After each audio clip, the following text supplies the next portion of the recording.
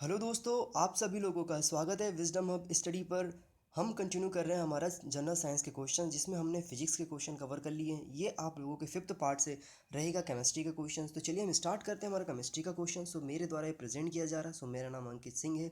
मैं अनअकैडमी पर भी पढ़ाता हूँ। आप मेरे दिए गए सारे कोर्सेज को एक्सेस कर सकते हैं, जिसका मैं लिंक डिस्क्रिप्शन बॉक्स में प्रोवाइड करा दूंगा। तो देखिए, जनरल साइंस में जो हमारा केमिस्ट्री का पोर्शन है, रसायन शास्त्र, उसे हिंदी में बोला जाता है। उसका पहला क्वेश्चन ये है कि कौन सा पदार्थ प्रकृति में तीन अवस्थाओं ठोस, द्रव, गैस मतलब सॉलिड, लिक्विड और गैसेस फॉर्म तीनों में पाया जाता है। तो एक H2O है, मतलब वाटर जो है हमारा, ये प्रकृति में तीनों अवस्थाओं में पाया जाता है। फिर क्वेश्चन नंबर सेकेंड है, विश्व का प्रत्येक पदार्थ अत्यंत सूक्ष्म कणों से मिलकर बना होता है। यह सर्वप्रथम किसने कहा था? तो ये कणाद थे, जो कि भारतीय रसायन शास्त्र रसायन शास्त्री थे, केमिस्ट थे। इन्होंने बताया था कि मतलब विश्व के जितने भी पदार्थ होते हैं सभी सूक्ष्म कणों से मिलकर बने होते हैं। फिर क्वेश्चन नंबर थर्ड है कि परमाणु में कौन से मूल कण समान संख्या में स्थित होते हैं? तो इलेक्ट्रॉन और प्रोटॉन जो होता है वो परमाणु में, मतलब एटम्स में इक्वल मात्रा में होता है।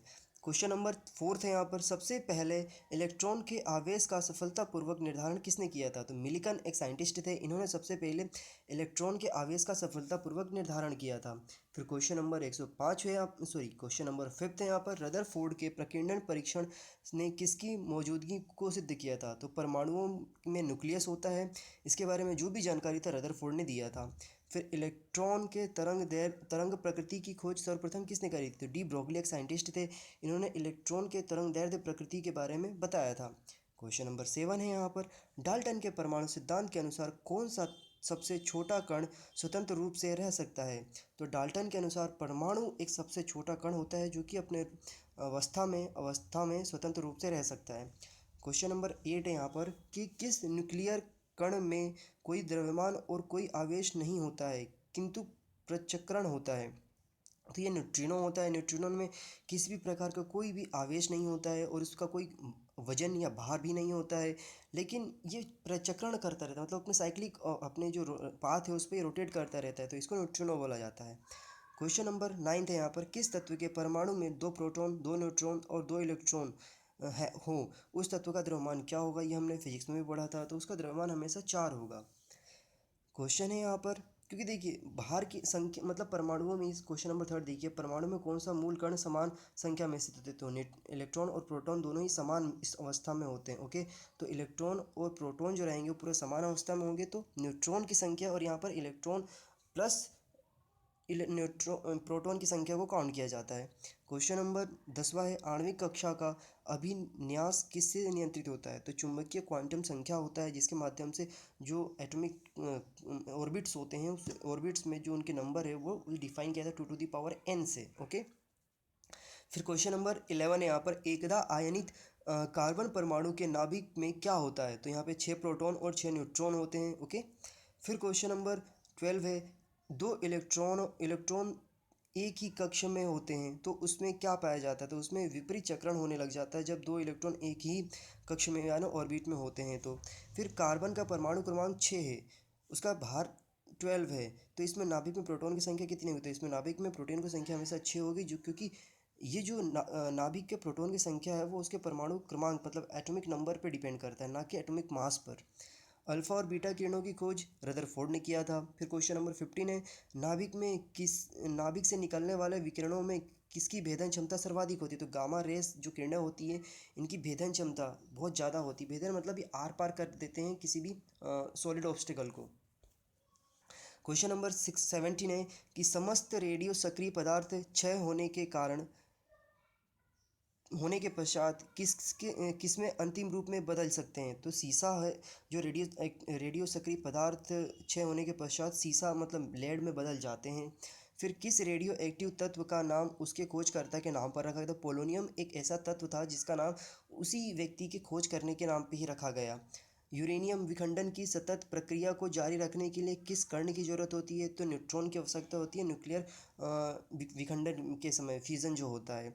फिर यहाँ पर है 19वां क्वेश्चन, किस प्रकार की अभिक्रिया में से सबसे अधिक हानिकारक विकिरण पैदा होता है? तो विखंडन मतलब जो फ्यूज़न होता है, फ्यूज़न के समय सबसे अधिक मात्रा में एनर्जी रिलीज होता है। किसी इसीलिए जो न्यूक्लियर एनर्जी की बात करते हैं, हम इसलिए करते हैं क्योंकि जब विखंडन होने के बाद उसमें मॉलिक्यूल्स जो उसके जो एटम्स होते हैं वो एक से टकरा करके दूसरे से टकरा करके विभक्त होते हैं, फिर दूसरे से टकरा करके ब्रेक होता है। बहुत सारे इसके मतलब इसके वजह से ही सबसे ज़्यादा इसका यूज़ किया जाता है। और हालांकि ये बहुत डेंजरस भी होता है, लेकिन अगर इसको अच्छे तरीके से यूज़ किया जाए तो बहुत ही कम यूरेनियम का यूज़ करके बहुत ही ज़्यादा मात्रा में यहाँ पे इलेक्ट्रिसिटी का प्रोडक्शन किया जा सकता है। क्वेश्चन नंबर 20 है, किसी तत्व के समस्थानिकों के बीच अंतर कितना किनकी भिन्न संख्या की उपस्थिति के कारण होता है? तो न्यूट्रॉन की संख्या की भिन्नता के कारण उसके जो समस्थानिक होते हैं, जिसे आइसोटोप्स बोला जाता है, ये सारा सिचुएशन क्रिएट होता है। फिर क्वेश्चन नंबर 21 है कि चट्टानों की आयु ज्ञात करने के लिए रेडियो एक्टिव आयु अंकन में किस समस्थानिकों का उपयोग किया जाता है? यहाँ पे यूरेनियम का उपयोग किया जाता है। रक्त कैंसर जिसे ल्यूकोमेनिया बोला जाता है को नियंत्रित करने के लिए किए जाने वाले रेडियो आइसोटोप्स कौन सा है? तो इसमें कोबाल्ट 60 का यूज़ किया जाता है। विद्युत धनात्मक तत्वों के संयोग करने की क्रिया को क्या कहा जाता है? तो यहाँ पे अवकरण कहा जाता है।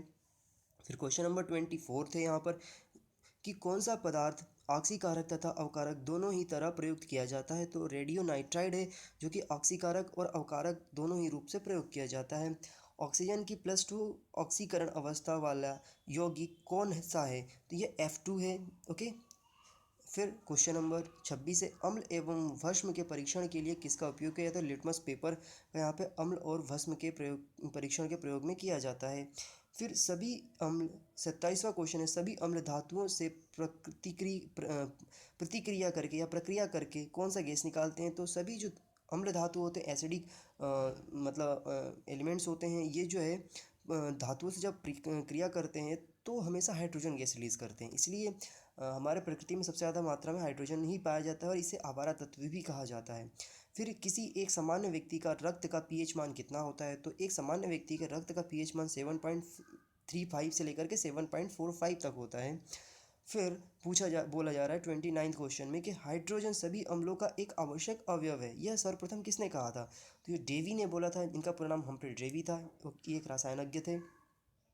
फिर क्वेश्चन नंबर 30 है यहाँ पर, वास्तविक गैस किन परिस्थितियों में आदर्श गैस का व्यवहार करती है? तो वास्तविक गैस जो होता है वो निम्न दाब और उच्च ताप पर एक आदर्श गैस का व्यवहार करती है। ओके। सो ये हमारा केमिस्ट्री का फर्स्ट पार्ट रहा। इसके बाद इसका सेकेंड पार्ट आएगा। तो आप लोगों से रिक्वेस्ट है कि आप लोग मेरे जो चैनल है हमारा विजडम हब स्टडी, आप इसे सब्सक्राइब कर लीजिए और बेल आइकन दबा लेंगे तो आपको एक फ़ायदा ये होगा कि जो भी नोटिफिकेशंस रहेगी अपलोड होती है, मैं कोशिश करता हूँ कि एक लेसन में दे रहा हूँ, लेकिन मैं ट्राई करूँगा कि एक दिन में 2 लेसन आपको प्रोवाइड करा दिया जाए, तो शाम तक आपको 2 लेसन मिल जाया करेगा। 12 बजे से शाम के 6 बजे के 8 बजे तक के बीच में आपको 2 लेसन मिल जाया करेगा। तो आप लोगों से रिक्वेस्ट है कि आप लोग बेल आइकन बटन दबा लीजिए ताकि आपको जो भी सीरीज़ है हमारे जनरल साइंस की उससे रिलेटेड जो भी लेसन है वो आ जाए। क्योंकि मेरा उद्देश्य ये है कि आप लोगों को 500 क्वेश्चन कवर कराऊं, क्योंकि ये बहुत ही स्टैटिक है और एग्ज़ाम में हमेशा आने की संभावनाएं बनी रहती है। और एक और रिक्वेस्ट है, प्लीज़ अपने आसपास साफ़ सफाई रखिए और वोट डालने ज़रूर जाइए। एक स्वस्थ लोकतंत्र के लिए वोटिंग होना बहुत ज़रूरी है और इसमें आप सभी लोगों की जिम्मेदारी है कि आप संविधान द्वारा दिए गए प्रदत्त किए गए अधिकारों का पालन करें, उसको अनुसरण करें और वोट डालने जाएं। ओके। सो प्लीज़ वोट डालने जाइए। उंगली पर लगा दाग यदि देश की विकास में प्रगति में सहायक हो तो वो दाग अच्छे होते हैं। Okay. So vote for nation, आप मेरे दिए गए कोर्सेज़ को ये दिए गए लिंक से जाकर एक्सेस कर सकते हैं। आपको गूगल पे जाकर सर्च करना है, आपको मिल जाएगा। और फिर आप वहाँ पर जाकर अनअकैडमी पर भी आप मुझे सर्च कर सकते हैं, आई एम अंकित 28 के नाम से तो मिल जाएगा, या फिर अंकित सिंह भी डालेंगे तो भी मिल जाएगा। वैसे भी मैं आप लोगों को डिस्क्रिप्शन बॉक्स में लिंक प्रोवाइड करा दूंगा ताकि आप लोगों को बहुत ईजी तरीके से इस मेरे कोर्सेज़ को एक्सेस करने में सफलता मिले। Okay. So thank you so much for watching this video. Have a good day. जय हिंद, जय भारत।